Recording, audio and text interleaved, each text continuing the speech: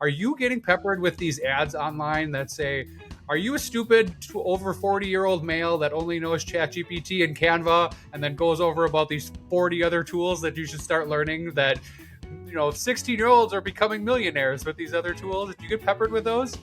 First of all, I'm not over 40. So no, I'm not. The algorithm must ignore me. I am getting woodworking videos and 3D printing models like crazy. That is what the algorithm serves me. So, but our phones are always listening. So I'm going to get off this podcast and I'm going to get that here in 10 minutes. Oh yeah, I enjoy it. It makes me feel like, give me a break. I'm trying here. God. Do you want to make $10,000 today? Do you want to lose 20 pounds in the next month? Do you want to be well-liked and respected by all your peers? We can't help you with that. You've come to the wrong place. But if you do want to earn an hour of CPE credit for listening to this episode, right after you finish, head on over to the Earmark app, take a short 5-question quiz, and you earn 1 hour of CPE just for listening to us.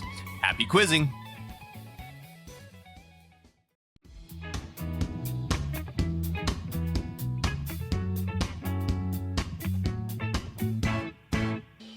Welcome to UnAccountable, the world's okayest accounting game show podcast for product news, updates, and education. I am your low-key lover boy of a host, Tyler Otto, and I'm joined by the copious Cupid co-host himself, Jeremy Van Grohl. Happy Valentine's Day to you, sir. Hey, you as well. Love is in the air, right? I'm gonna zip it up. Zip it up. Zip it up.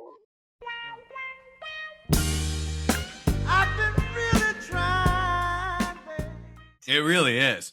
I mean, it doesn't feel like it because we're recording this episode way early. We're still in January, but we got some travel coming up. Yeah, a couple things that weren't gonna work out with our usual schedule. I also feel like if you are out in the air, you don't feel love as much as you feel Jack Frost chiseling away at your lungs. Please send it all to us here in Utah. We're having our least snowy year in a century. So Really? we're itching for all y'all complaining across the Midwest and the South. Give us your snow. We have maybe for another time, but I'm interested if you work with like ski resorts, like cost of making snow. I would love to hear that. Like just dig into like if they have snow versus making snow, what does that look like for their expense statements? And I can imagine. Well, and I hope you remember, like I used to work for Vail Ski Resort. So literally snowmaking department was one of the biggest teams. And the hard part is like, man, the amount of water that you pump out just to be able to create it and like getting the rights to be able to use that much water. And then you got reservoirs. Like, you ever wonder why ski resorts seem to have lakes on the hill? And you're just like, why is there a lake here? It's because you needed stores of water to use to make your own snow. And then throw into it that like, it's not like those snow guns do much for you to actually turn it into snow. You have to have the right temperatures, and it can be too cold to blow snow. So like you have this Goldilocks zone. Yeah, it was its own beast.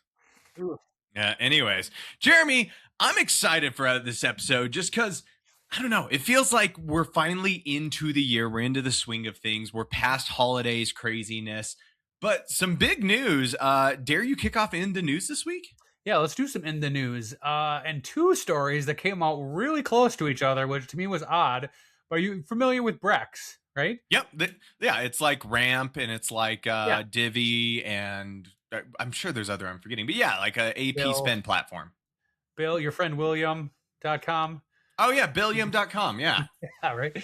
Well, just announced last week, and again, we're taping this early, that they were purchased by Capital One, which... a monster in the banking space overall. Yep. So that's kind of cool. And if it is, I know we are skeptical of a lot of these acquisitions because things tend to break or not get improved and be not quite as functional. But yeah, a purchase of both stock and cash valued at over $5 billion. Yep. Yeah. So that's a big amount of coin out there. I mean, of the big players, because like, who are all if you're playing credit card games, like, and you're going after the big credit cards, who are they? It's Amex, it's Chase, it's Capital One. Like those are the big credit card companies that everyone seems to flock to. And so the first of the three now getting the tools and resources to do what Ramp, Divvy, Billium, all of them are doing, like that's intriguing to say the least. Yeah, and I think it's smart for these large card issuers too that kind of have that all in one platform, right? Is that hey, Yeah. you're not farming that out, or the term I'm getting to Frankensteining something together with another organization. If you use them, it's all native to their tool. Again, if it's there and works well and all of that. So Yeah. It'll be interesting to see because now does my Brex card get me into the Capital One Lounge at the airport? ooh, do you have a Brex card? No, but I could, and my wife would kill me for setting up another account. But no, I'm going to next time. But like right after this announcement too, and I just thought the timing was odd. Like Brex put out a big like, hey, we're bolstering a native AI accounting API for, let's get all the acronyms in here, for ERP automation. Yep. It was 2 days, I think, after this was announced that they talked that they have this larger ERP integration happening. But it does sound like, and again, never use Brex, it sounds very similar to what is out there already with the Ramps and others in the space, where it's like native two-way integration, better timing. You're not like manually exporting things and importing into your software. All of those things just kind of natively working. So that's kind of cool. I also had to look at like what were the tools that Brex integrates with, and they have a good list. There's the normal ones on there, the QBOs, the Xeros, Sage, thing like that. But they also had NetSuite and Oracle, Puzzle, Microsoft Dynamics.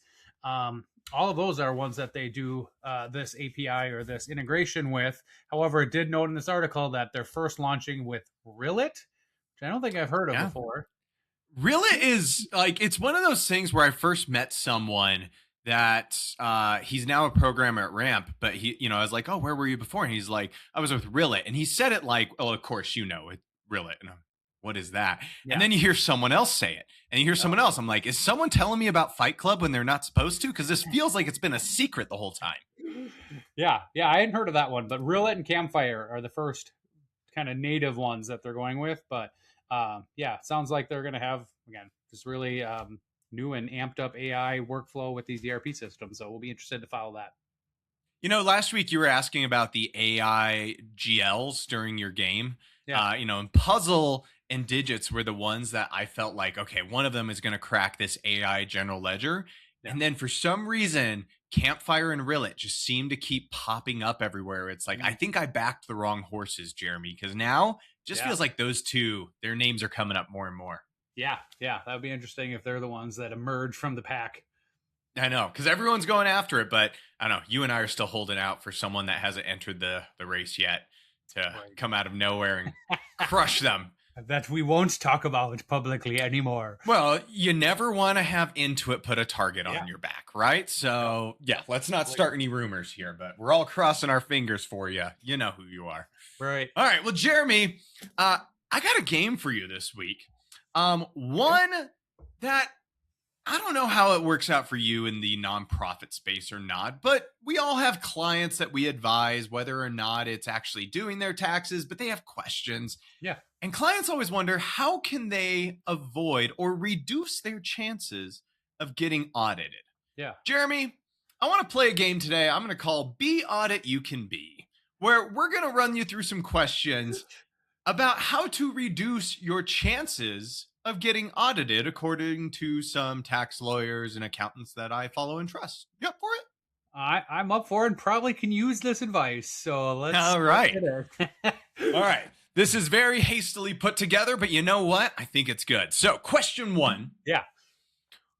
If you were an auditor, Jeremy, like there's an actual answer here, but I want you to put your brain in the shoes or the skull of an auditor or their shoes. You can put your brain in there. Yeah.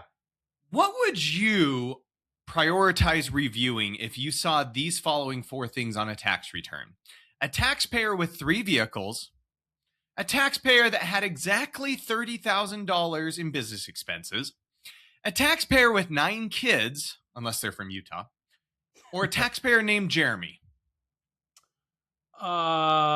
I first would ask, like, what is their NICS code so I know what industry they are in, so I can have some framework around this. But I think you went through it and I forgot already what it was, but I want to go with the first one. Ooh, No? with 3 vehicles? No. So I was looking for the answer of a taxpayer that had exactly $30,000 to the penny in expenses. So one of the things that many tax lawyers talk about is avoid round numbers on your tax return. Okay. Because let's say you're an auditor, Jeremy, and you're just like, okay, at mass, we got to go look and find ones to review. Well, if someone's tax return has $1,000 in meals and travel, $1,000 in vehicle expenses, $2,000 in interest, and all round numbers, what are the odds that tax return is going to have substantial documentation to back it all up? Yeah, and I think it's good that you said total expenses too, because I could see a lot of like professional expenses that you have 12 grand, right? I pay somebody $1,000 a month to do something. But yeah, in total, you should have a different number than that. Would you, if you're going for round numbers, then you shouldn't have 9 kids. You should have 9.5 kids or 8.3. Yeah. Okay. Yeah, that's the baby mama gets to claim the other half of that one kid. Yeah. Yes, absolutely. See, Jeremy, you're playing the game well already. I love this. Come on out to Utah, man. All right. Question 2, Jeremy. Who is more likely to be audited? The taxpayer that files their return in February or the taxpayer that files their return in July? More likely to be audited. I feel like it would be, I'm going to give you my reasoning, and I hope I don't take your thunder. I feel like it would be the one in July because there's theoretically less volume at that point. So the limited resources of the IRS, which foreshadowing, we'll talk about a little bit more later, would not be able to do quite as many or flag quite as many. But I'm interested in where you're going with this one. So wait. So who's less or who's more likely to be audited? Give me the full answer just so I make sure. I'm going to say the one in July is less likely to be audited or is more likely to be audited. Yeah, just wanted to make sure I didn't inadvertently give you this wrong one. Okay. But the answer, and this is where, again, many tax lawyers, the IRS doesn't publish statistics on this, but several firms have done tracking. And you've got auditors that are ready right now, Jeremy. They're ready to start reviewing 2026. Well, how many people file in February? Not a lot. Not a lot, yeah. And those auditors got time on their hands. They're ready to go. So the first 100 in the door, man, might as well start auditing. Now, by the time after extensions come around, firms have documented that you are less likely to get audited because auditors are already engaged in cases. So the prevailing wisdom, in fact, Mark Kohler, our past guest, has an amazing video him and Matt Sorensen did talking about this exact thing, that people who file extensions statistically have been proven to be less likely to get audited because auditors are already engaged from early filers. Okay, that makes sense. No good deed goes unpunished, right? Like I know, right? Things. I have all my paperwork. I'm filing. Yeah, that's a bummer, but makes 100% sense. Kohler and Sorensen, they even argue, like, look, if you owe the IRS, they're like, pay the money but file an extension. If you have a refund and you need the money, maybe you do it now, get your money back. Yeah. But there's the game. Honestly, what we do is I'm just linking to that video when I send it to all my clients saying, like, look, we're going to put you all on extension. We'll get to who we can, but like, don't freak out. In fact, it's a good thing to go on extension. Tell your clients to calm their horses when they're like, I have to be done by April 15th. No, you don't. In fact, we're helping you out. Oh, yeah. And we're an accountant profession, right? So we know some of this, or clearly I don't, but we should know some of that, right? And I don't understand the general aversion to extensions, right? I think the stigma is the other way, right? That like, hey, I got an extension, that's going to put me on somebody's radar, and that looks bad. Whereas I every time I'm like, yep, file the extension, let's get to it when we're done. And granted, we're busy right now anyway, but yeah, good advice. Yeah. All right. Next up, Jeremy, which is more likely to get audited? A Schedule C or an S corporation? Give you 50-50 here. Oh, I'm getting all these wrong with 52. I know. And I'm like, my frame of reference or my reasoning for these hasn't been right either. in theory, S corp should have better. I'm going to go Schedule C. Is more likely to get More audited. likely. You avoid the shutout. Oof. Well done. I know. The weight off your shoulders. Yes. So according to publication 55B, the 2024 taxpayer book or whatever, I really should pull the document up right here and get the title right. So I will. The Internal Revenue Service Data Book 2024, they ran through all the audit numbers for tax returns. And your average 1040 has a 0.2% tax audit rate. Now, Schedule C's can vary wildly, but if I just do the rough calculations, it's 0.4%. So you're already double likely, 0.4, double likely to get audited if you have a Schedule C. S corporations, 0.25. So 0.4 to 0.25. They're almost half as likely to get audited. Sorry, that was C Corps is 0.25. S Corps, this is where it blows my mind. 0.03. Almost 10 times less likely to get audited as an S Corp. And it makes sense because most side hustles and people reporting other income don't follow good company maintenance, where if you've done the work to file a schedule, an S Corp, a 2553, you're at least doing some maintenance. So if you can, and it makes sense, avoid that Schedule C. Yeah. Okay. I like it. And this will get, we're recording early. It's almost the last day of January. This always floors me that if you're a S Corp or something like that, you don't need a 1099. And now you're also less likely to get audited. Yep. And it's just the assumption that you are being more prudent with your books. I don't know. Maybe. I don't know. The IRS didn't give reasoning. They just pulled the numbers. Yeah. But, 1065 partnerships are still about 7 times more likely to get audited than S Corps. So yeah, Schedule C's. If you can avoid the Schedule C and prevailing wisdom, they actually didn't give data on Schedule E's, but many tax lawyers I listen to say Schedule E's as well. Avoid C's and E's if you can. Yeah. All right, Jeremy. After this, I got 6 more recommendations they have. Do you have any ideas on how you can avoid getting audited? Okay, I'm going to throw just a couple things out there and just 2 rapid fire. Go for it. Changing accounting methods, right? From cash accrual. I would guess that could put you on the radar. I would also think if you're a single tax filer, you talked about Schedule C already, but if you have a C and an E, so like more forms that you put out there, I could see that. And then also if you had your tax return by specialized accounting, like that one could get you on the radar. Those are the things just off the cuff. Okay, so first of all, I'm not going to say your first 2 are wrong. They're not on my list, but I'm honestly not going to say they're wrong either. I'll give you a hint on one. Wait, is the 3rd one on the list? Because that I really... Yeah. Well, the 3rd one could actually lend itself to this. Okay. Because who your tax preparer is could lend itself to an increased audit rate. Okay. By the time this comes out, what should every firm have done for the vendors of their clients? Given them the 1099s that they should be filing? Absolutely. Filing 1099s is one of the top 3 things you can do. Why, you may ask? Well, Jeremy, let's say the IRS goes and, reviews Kirsten Reeder, some shady person with some businesses. They have reason to believe she's committing fraud. And they find a whole bunch of shady stuff that they look at her bank accounts. They're like, wow, you have been hiding income. You do whatever else. And they're like, you were hiding income and we never saw a 1099 for that. Well, UnAccountable was supposed to issue a 1099. Let's go look at their books because clearly there might be a whole lot of other stuff that wasn't reported. So if they go and review someone and see that there were lots of income that wasn't reported to the IRS by those people that were supposed to issue 1099s, they now know who else to go look at.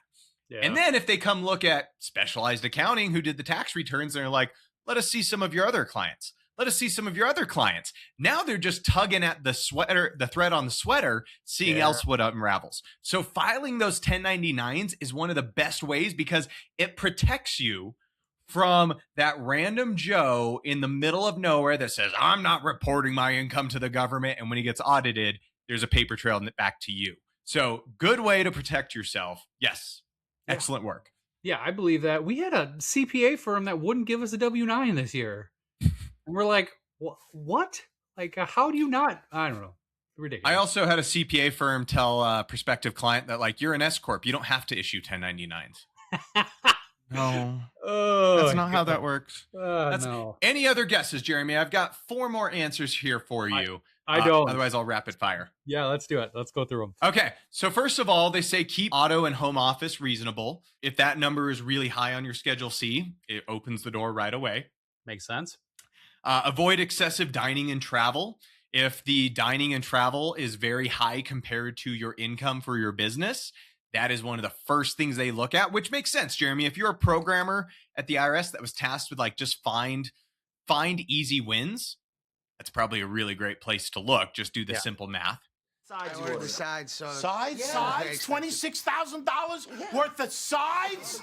What are these sides? They cure cancer? The sides did cure cancer. That's the problem. Also, Jeremy, easy one. Yeah. I said you could file an extension. What does that mean, though? Still, you still need to pay. Like, if you owe taxes, you got to pay it at the point. Yeah. Yes. Regardless, pay your taxes. Now, even more important, what if you can't pay your taxes? Still file on time.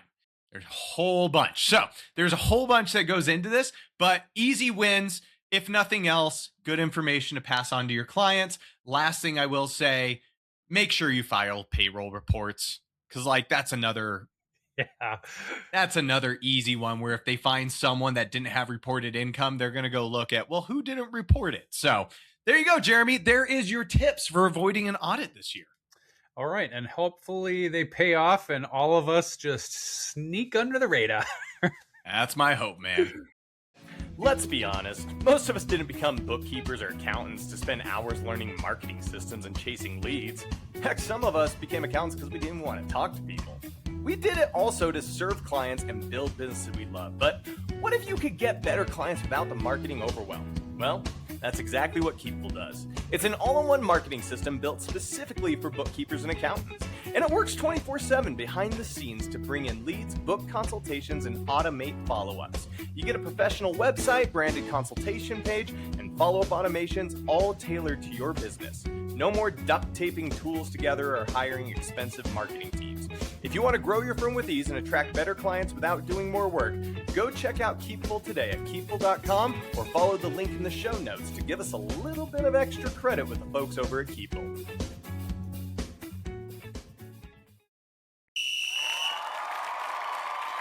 All right, we are at halftime. Time for our app snack. And I'm really excited about this one. And if you were tuned in to us last episode, we teased this about some games. So we're accountants. We like puzzles. We like engaging in things. Talk about LinkedIn games. So this was new maybe a year ago, 18 months maybe. This rolled out. Right. And I have not got into any of them because I was like, I don't have one more thing I can get into because I know these things are addicting. But you talked about 2 of them specifically that you love and work on. And then Ian went and jumped in and says he's a fan. So let's start with that one, the Zip. I'm going to zip it up. First of all, I love that we've always done what is helpful in the accounting space for an app snack. And today we're like, no, what just inspires friendship and camaraderie in our circles? Why wouldn't that be helpful too? I know, right? Really, everything I've grown in my business is who I've made friends with. Let's be honest. Yeah. Like, you're only as good as your friends. No, but LinkedIn games, dude. So, like, they have gotten me into their app every day. They've done the same dang thing Duolingo does where they track your streaks. Yeah. But you know what? It's since they've rolled out the public leaderboard because I can see where my employees are at, where some of our friends in our community are at. There's one employee on my team that literally, once the second one of us does it today, there's a screenshot back and forth of like, oh, I beat you, or oh, you just got me. And they're dumb little games. But like Zip, we're averaging 6 to 8 seconds to play the game because it's how quick you can figure out the maze. You know, Queens, it's like a minute, maybe 30 seconds. As I said, Rachel LaMancha is out there just, it's like she's that one person I just always want to beat because she's crushing it at Queens, and I don't know how she does it so fast. But I'll tell you guys, get on a platform where you can connect with our accountants and have a reason to make friends because, oh my gosh, it's all the difference. So if nothing else, come play with us. Okay, so like the game stuff, you said Zip is a maze. Zip is a maze, and you know there's numbers on the screen. You have to drag your finger to figure out how to get all the numbers and fill every square. Okay. In it, so it's maze-esque. Queens is almost like a Sudoku grid of who knows how many sizes, but only every row and column can have one crown in it. But then there's also a color shape. So like every color can only have one. So like you're using process of elimination to do that. They have like a mini Sudoku, which I don't play as often. They have like a word scramble, find one. I don't do that often, but there's some games in there. And I don't know. The guy in me that loves games, I mean, maybe, I don't know, as evident by our podcast, you got to come play with us. Oh yeah, I'm gonna start. I was gonna wait. I wanted to hear what they were first, so now I'm gonna, maybe tonight, maybe tomorrow. I'm gonna get in there and try them. This is like, it's the Queens one, reminds me a little bit of Minesweeper back in the day. Oh, the classic Microsoft games. Oh, it was good times. Since we talked about it on last episode, I now have Ian sending me his times every day. Ooh, I need to get in on this. I love it. So yeah, come play with us, folks. Love to see you over there. Oh, that's awesome. We'll do.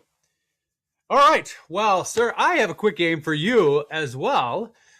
I think we pride ourselves that we don't spend a ton of time on AI, right? We've talked about it's important, right? It bolsters tools when it's used correctly. You know, you need to have policies and use it carefully, that you're not putting information out there that get built in a model for clients and your own firm and things like that. But just some updates that came out recently that I'm just going to go through, primarily around ChatGPT in this segment that I'm going to call AIAIO. I literally read the other night. I'm like, what's IIO? I'm like, wait a minute. Okay. This is not the vowels in Celine Dion's name, but very close. AIAIO. I like it. This is good.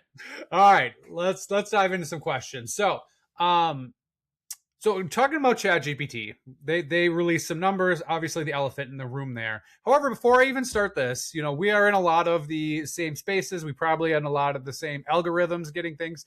Are you getting peppered with these ads online that say, are you a stupid over 40-year-old male that only knows ChatGPT and Canva and then goes over about these 40 other tools that you should start learning, that, you know, 16-year-olds are becoming millionaires with these other tools? Do you get peppered with those? First of all, I'm not over 40. So no, I'm not. The algorithm must ignore me. I am getting woodworking videos and 3D printing models like crazy. That is what the algorithm serves me. So, but our phones are always listening. So I'm going to get off this podcast and I'm going to get that here in 10 minutes. Oh, yeah. I enjoy it. It makes me feel like, give me a break. I'm trying here. God. Anyway, okay. So OpenAI, the parent company of ChatGPT, announced its annual revenue for 2025. Yep. For reference, 2024 was $6 billion. Okay. Thank you. Okay. Yep. So how much was their revenue in 2026 or 2025? Excuse me. Was it 10 billion, 15 billion, or 20 billion? I was going to guess 18.2. So that rounds to 15 or 20. 15. $20 billion for last year. Should have rounded to the nearest. Should have went up, yeah. And had a note in its article that its computing capacity rose to 1.9 gigawatts from 2025 from 0.6 gigawatt. Did Doc Brown, was this a real thing? This is a real thing, a gigawatt? I always thought that was a made up Back to the Future because it's actually a gigawatt, but they spelled it gigawatt. How do I know? There may be a question later in the show because you and I don't work together when we write our questions. Not the last time you'll hear gigawatts in this show. Great Scott! Great Scott! Great Scott, man. All right. Next question. What is the estimated number of unique active users per week on ChatGPT?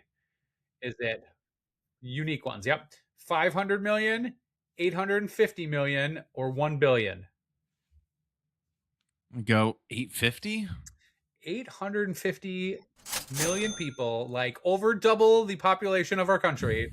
Yeah. Weekly average users on ChatGPT. Yeah, because what? Our country's like, what, 330 million? Yeah, I think it's 340 or something now at the last census. But yeah, just crazy. Wow. I mean, it really is. Like, if you have a smartphone, you're using some sort of, if you have a desk job, like, I am surprised if you're not using AI for something. Yeah. Oh, 100%. And then the next one I found interesting. Where does ChatGPT rank in the list of websites with the most visits? Are they number 2, for most visits? Number 5 or number 10? I don't think they're as far down as 10. I want to say 2. They are number 5. So number 1 is, what's number 1? Google? Google, yep. And then the Yep. other ones that are still the other 3 that's still above it is Wait, hold on. Can I guess? Amazon? No. Amazon is in the top 10, Netflix. I believe. No. They were in the top 15. Is it a commerce site? No. No. Reddit? Reddit was, I think, 7 or 8. Wait, I said Google, but that doesn't include YouTube. Correct. That's number 2. Number That's 2 is number YouTube. Other one, think social media. 2 biggest ones. Facebook, Instagram. So Okay. Google, So YouTube, literally 2 companies yeah, in the top right? 4. 2 companies are bigger than ChatGPT right now. Yeah, that's just crazy, but yeah, interesting. Okay, a couple of true or false. ChatGPT is planning to start showing ads to some US users to help offset their development costs. I get it. That was a true or false? Oh, yeah, they are. Oh yeah, true. They are starting here in 2026, and I I believe thought that was the lead up to a question. that was a question. I love it. And I think it's like, if you're paying for it, I don't think they're going to do that. So I don't know what you do, but we have a paid version because I want to put client information in there, make sure they're not not detailed stuff, but give questions, be able to give us some answers, and we can't build it to the model, right? Very sensitive with those things. So if you are a free ChatGPT user, most likely commercials coming close to you. Maybe they'll run that same ad. Are you using ChatGPT and Canva? The only ones we can see you. You are. We're advertising on that platform. But it really makes me wonder, because you just said, are they showing commercials like the ones that pop up on screen and hold you captive? Or are we just seeing side banner ads? Because I get side banner ads. If you're going to make me wait for 6 seconds to hit continue while I watch the beginning of an ad, I'm going to get pissy. Perplexity, here I come. Or even better, do you ever talk to your phone, to the bot? Once in a while, yeah. So I'll do that every so often. I'm like, hey, what's a meal I can make with something that's healthy? You know, what if like you ask it that and it's like, this one brought to you by such and such protein shake before it gives you the answer? Yeah. Just wait. Oh, it's inevitable, right? Yeah. I mean, I get it. They got to make money. I'd rather they make money than sell to some doofus. Yes, 100%. I'm on board with that too. Next one, true or false? This is a question. True or false? Okay. ChatGPT is honing as a model to be able to include the word typically much less in its responses. True? That is false. Something I just pulled out there, but you get a lot of typicallys because they kind of leverage or hedge their bets, right? When the algorithm's working or it's going out and doing its magic out there. But no, nothing that I read coming out for that one. All right, next one in January 2025. So last year this time, it had a market share of 87% in the AI world. Wow. Yeah, can you imagine? Oh God. So since that point, has it increased or decreased? I'm going to go with decrease, but I'm not going to say by much. So you're right, decreased. Want to stab at a guess? How much? I mean, I am willing to bet they are still over 2/3. So maybe 72? That's close. 65. Okay. So not quite over 2/3, but like, can you imagine any other industry if you went from a market share of 87 to 65% in 1 year? How detrimental that would be to you? I mean, it's fair, but it's also like there's industries where, you know, like, again, people talk about monopolies in certain industries, but it's hard when it's an industry you created. Yeah. Right? Like, Yeah. there was a point where you were 100% because you were the only thing. You kicked off a new technology, you revolutionized the world. Yeah. Like, it's just, you can't compare it to anything. Yeah, it's true. I know that was just flooring to me too, and a lot of these statistics are right. It's just a whole new world. Yeah. All right, last one. OpenAI or ChatGPT, true or false? Planning on launching its own device in 2026. I have heard nothing about this, but it seems like a smart choice. I'd say true.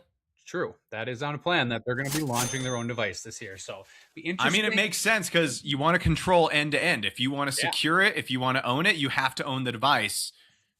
Yeah. And honestly, I mean, there's nothing I've seen from other developers that makes me trust them with my data more. I mean, ChatGPT, they've had money thrown at them to please sell, and they're just like, no, we're good. We're gonna keep building the internet, right? Like, I might entertain that device. Yeah, but what do you think that device is? Is it like a standalone thing, like an Alexa Echo thing in your room? Is it one of those things that they hang around your neck that records all your meeting notes and now can give you?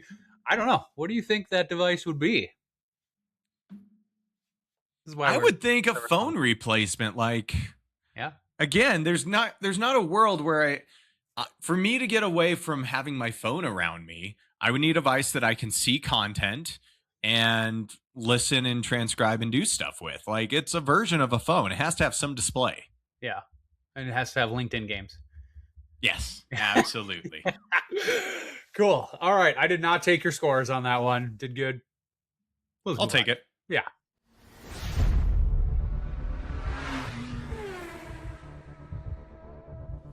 Welcome to Fast Figures. 10 questions, 1 minute-ish. All answers are numbers. The game starts now. You know, even though we are recording this a little early, it's Valentine's, Jeremy. There's love in the air. This episode is airing right before February 14th. And Jeremy, I have to ask, as a gift to you, do you want no hint, a slight hint, or a big hint as to the thread of all these questions? I'm going to go slight hint. Remember, this episode airs right before February 14th, Valentine's 2/14. All right. Okay. 2/14. All right. Here we go, Jeremy. Should have taken no hint, then I could have plead ignorance. All right, go. You could have. How many days can you rent out your house for income without reporting it to the IRS's income? 14 days. In the hit show Stranger Things, the main female protagonist goes by this number. 11. What is the current corporate tax rate? 21%?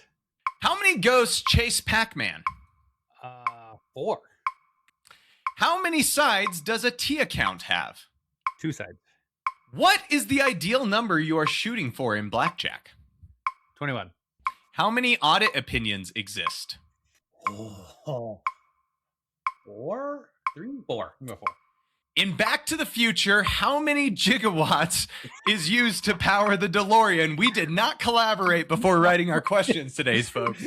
And I could picture it, and I don't know this. 6.5 gigawatts. I don't know. Oh, if an employer misses making payroll on time and has a failure to deposit penalty for their payroll taxes, what percentage penalty is assessed by just being late 24 hours? 15%. The state of New York has a tax form for claiming real property tax credit for homeowners and renters. What number is that form? I'm going to go 214. I mean, Jeremy, you were off to a hot start there for a bit, sir. I tailed off then. You were doing well. All right, Jeremy, let's recap this, though, and see how you did. So first off, I don't know if you picked up on it. Did you get the theme that tied these all together? No. Episode is about Valentine's 2/14. All the answers, the exact correct answer had a 2, 1, or 4 only in it. I thought that's why I went 214 at the end. I thought I saw the theme, but yeah, I didn't know what you were playing with there, but okay. All right. Well, let's run through it. So the first question, how many days can you rent out your house and income without reporting it to the IRS's income? Correctly said 14 days. What's that affectionately known as? The Augusta rule, and I did not The know Augusta this rule. before you started talking about it, so yeah. So are you planning on hosting any team functions at your house this year? I am not. I just don't have a big house. Yeah. we would be all on top of each other, and HR told me no on that aspect. Maybe I will for UnAccountable. We'll hold an event at GrowCon when y'all are out here in May. Oh yeah, that's a good call. Yeah. Let's go Augusta rule in with my house, dude. I got a backyard. It's end of May. Let's go. We'll tent it up. All right. No, this is an honest question because I honestly, a couple of years ago, flew my team out for a meeting, and it was like trying to justify the work of taking the expense that went along with it, it was just like, it didn't feel like it was worth it. It really makes sense of like, yeah, maybe if I had a house on a golf course that I could charge $6,000 a night, it would make sense. But renting it out for a business meeting of your employees kind of sucked. Yeah. And just, yeah, I don't know. Your wife probably a lot nicer than mine. Be like, hey, dear, we're going to host 10 people at our house for 4 days. That would be, you better. I wasn't letting him sleep here. It was just a meeting. It's just a meeting. Okay. Oh, man. Yeah. In the next question, Jeremy, in the hit show Stranger Things, the main female protagonist goes by this number. You said 11. Again, 1-1. All the answers have 2, 1, 4 in them. Okay. You're a fan, right? I have watched them all. Yeah. I mean, I think it was a very unique concept is why it hit so well. And it really spoke to like, the Dungeons and Dragons world. That's bigger than you think, right? Or the whole fantasy genre. And I thought like the timing of that and getting the audience, like the timing of it, they targeted the right audience. They had a very compelling story. I'm overall, high marks, and their rating showed that. No, I haven't watched it. Oh. You can't stop me from doing a comedy rather than anything else. Okay. I mean, there are funny moments in it too, but yeah, it's definitely more fantasy stuff. Next question, Jeremy. What is the current corporate tax rate? You correctly said 21. Partly asked this question because it had accounting merit, and I was struggling to find answers that only had 2 1s or 4s in them. Yep. But also a nice little reminder that C corporations suck unless you have a really good reason to have one, like, you have a blocker corporation or a rollover business startup, or you're bringing on investors. Otherwise, I hate them. Don't you have to have a minimum number of shareholders with a C corp, or can you only have one? You can have one. Okay. You have different asset levels, but unless you're bringing on investors or those other 2 options, I hate them. Oh, yeah. They don't make sense. Like the taxation's terrible and all of that stuff. But I thought I was calling out. I was watching Landman, and another great show if you haven't seen it with Billy Bob Thornton. I've seen a couple episodes. Yeah, super good. But they were talking about how one of the companies was a C corp, and he was one owner. And this is the accountant in your head. Be like, wait, can you be one owner with a C corp? Why hasn't he elected S corp? Why is he doing that? Yes, why are they doing this? Ugh. All right, Jeremy, next up, how many ghosts chase Pac-Man? You said 4. 4. Yeah. Well done. For bonus points, can you name them? I just had this conversation with my kids the other day because he was watching Pixels, which I've never seen, but that's got a whole Pac-Man theme of that. And it was Inky, Pinky, and I couldn't think of the last one. It was like Blinky. I wanted to say Stinky. That was it. Inky, Pinky, Stinky, and then I wanted to say Sue, but he's like, no, it's not that. It's like Claude or something else. I don't know what the last one is. I'm going to give it to you. Blinky, Pinky, Inky, and Clyde. Well done. Did not see that one coming from you. Yeah. Well done, sir. All right. Keep this party rolling. I'm actually interested in your answer on this one. Okay. How many sides does a T account have? You easily said 2. Yeah. And you're a firm owner like me. Your staff has questions. You have to help them work through issues. Talk to me about what it's like when you're teaching your staff how to solve problems. Are you diagramming with T accounts? How are you passing on that information? I honestly have always hated T accounts. And I feel like as an accountant, I'm going to get ostracized from the community with that. But I feel like they're a good learning tool when you need to be able to diagram things out. That is not how I learn. And that bothers me to do it. But I remember at my corporate job, we'd have a difficult thing and be like, well, let's get the whiteboard out. And we're like, hey, well, we got AR over here going there, and this is where revenue is, but the discount's got to be. And I was always just like, oh, I hate this. Why am I in this role? So they're not, again, high value thing. It helps with conceptual. It does not work well with me, so I do not use that way to teach people. How about you? I used to. And then more days now, whenever I'm diagramming, I'll build out little models, but I always just debits, positive, credits, negative, so you can select everything you did and show, okay, net 0, and this where it all works. But, I will say there was a time when I used it a lot more with training my staff, and being able to articulate what's going on and trace the debits and credits, no matter how you do it, is probably what I feel is the most invaluable thing as a boss of an accounting firm, being able to show the debits and credits. Yeah, that's true. And I think, there's so many of our transactions that aren't overly complicated. But if you get one that you don't have a lot, like selling an asset or disposing of an asset, be like, okay, well, I got to pull the depreciation out, and that goes on this side, and then back out the asset, and what value's left, and is there a loan involved with it? I think it was the last time I really T-sheeted something out. It's like, okay, there's a loan, let's pull it together, and yeah. But I agree that does help, and also helps help your staff know, like, hey, we do have some fundamental accounting knowledge as the business owner. Completely agree. Next question. What's the ideal number you're shooting for in blackjack? Easy peasy, but I need answers with 214. Jeremy, you're batting a perfect game so far. Oh, that's going to go downhill, though. I know some of the other ones come in, but hey, I'll take it. I'll take it. Next one. How many audit opinions exist? You eventually got there with 4. Do you know what they are? So qualified, unqualified, no opinion. And then there's another one. I don't remember the other one, but so unmodified, qualified, adverse, and disclaimer. And I'll be honest, I don't play in audits often. Like, honestly, we get more quality of earnings reviews to see if like this hotel's financials make sense and not doing full on audits. But you live in this space. Yeah. Talk to me about being an accounting firm that knows you're going to get audited every year. Like, what would you say to the firm owner that's about to go through their first audit? To me, I don't like the work that comes with it, right? Like, it's just, you have to charge for this, and how you do that is up to you, right? To me, we put this on our monthly bill, right? Is that if we're going to support your audit, we add X dollars per month every time, so you don't get this huge bill, because you're already getting that huge bill, or 3 of them or whatever, from the audit firm itself. So that's my first one, is like, do it, because also it makes you have to make sure all the documentation's there, and you have to do all of those things so your books are audit ready. So that would be the first thing. And the second one is like, find the auditors you like and become friends with them.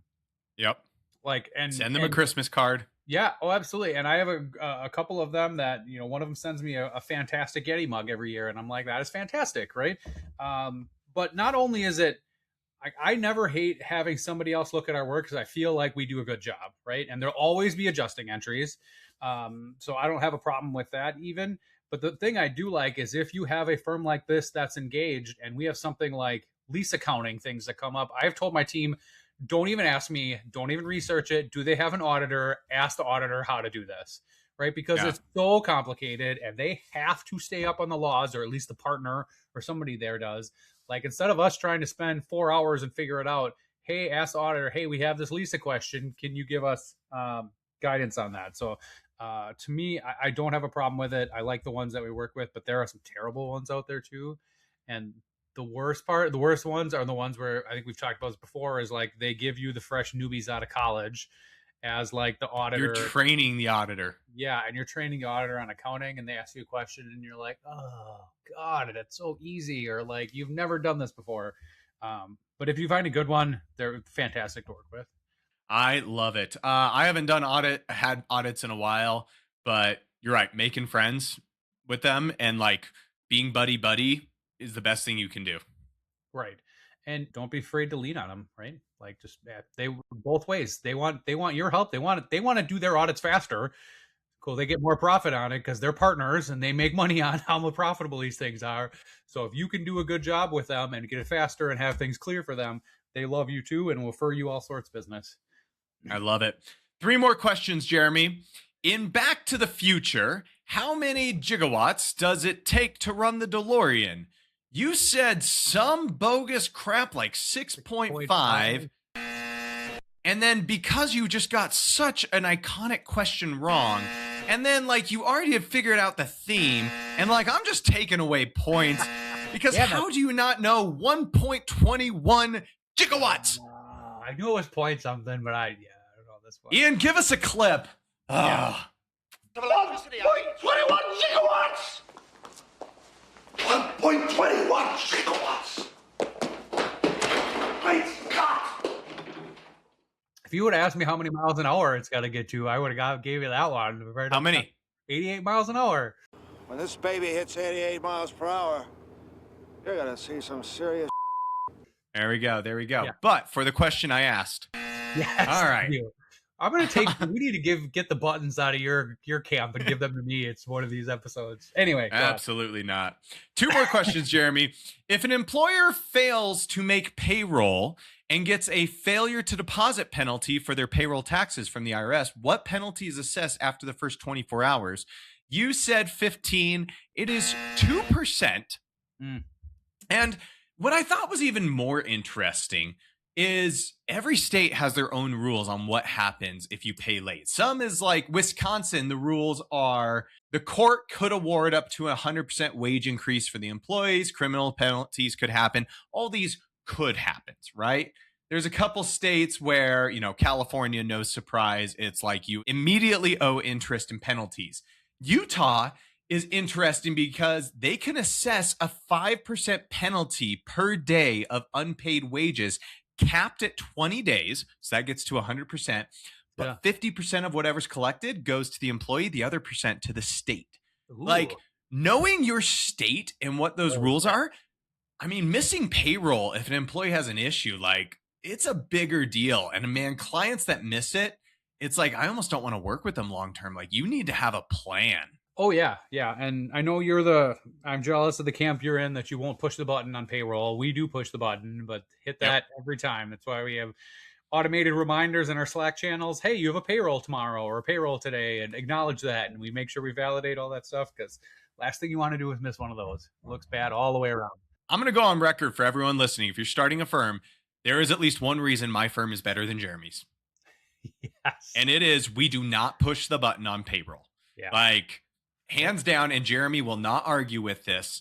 Yep. Tell your clients, because of audit standards, people that making money leave the bank account should not be able to reconcile the financials and control, which is a true audit control, but almost no one ever cares.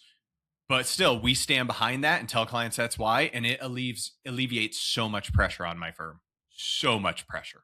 So, hands down. All right, you win in every other category, but I win there. All right. Last question. Yeah. The state of New York has a tax form to claim real property tax credits for homeowners and renters. What tax form is that? You said 214 and leaned into it. I leaned into the theme on this one, yeah. I just thought that was cool. New York even has a credit just because it's so expensive. Even renters can get a homeowner tax credit. Kind of cool. No other merit. Just, yeah. 214. There you go. Well, 8 out of 10, and you missed 1.21 gigawatts. Oh, man, well done.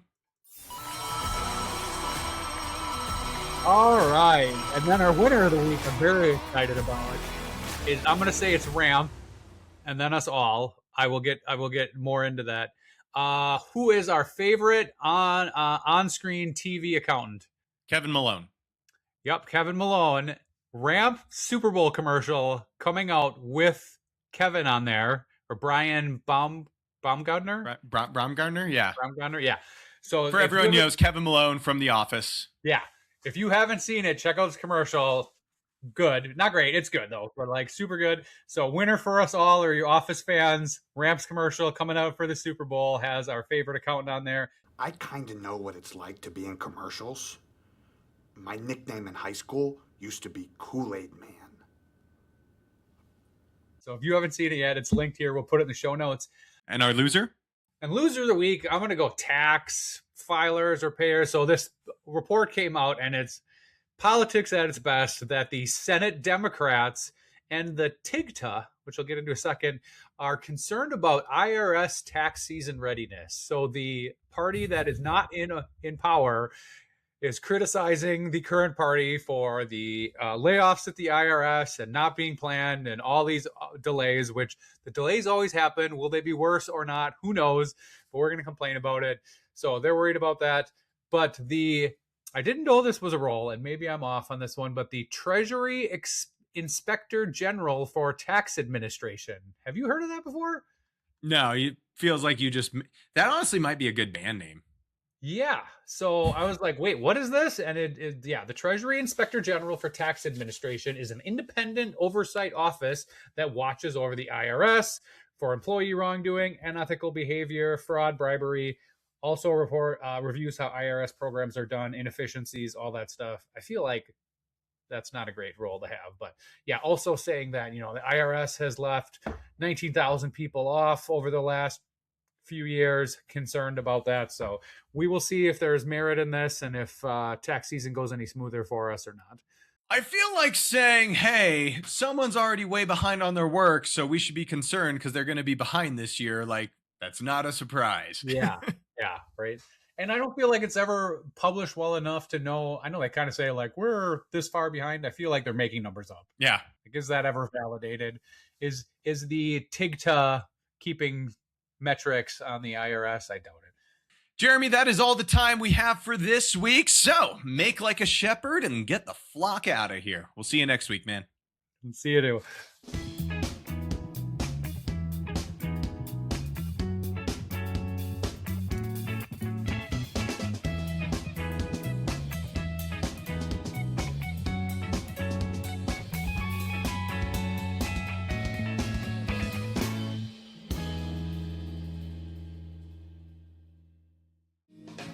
It ain't easy. In fact, it's hard. It's downright tough growing a firm from a solopreneur to a massive team. I often get asked by people, Tyler, who mentored you? And you know what? It shows, because no one did. I made tons of mistakes on the way, learning how to grow my firm from just me to the $1 million firm it is today.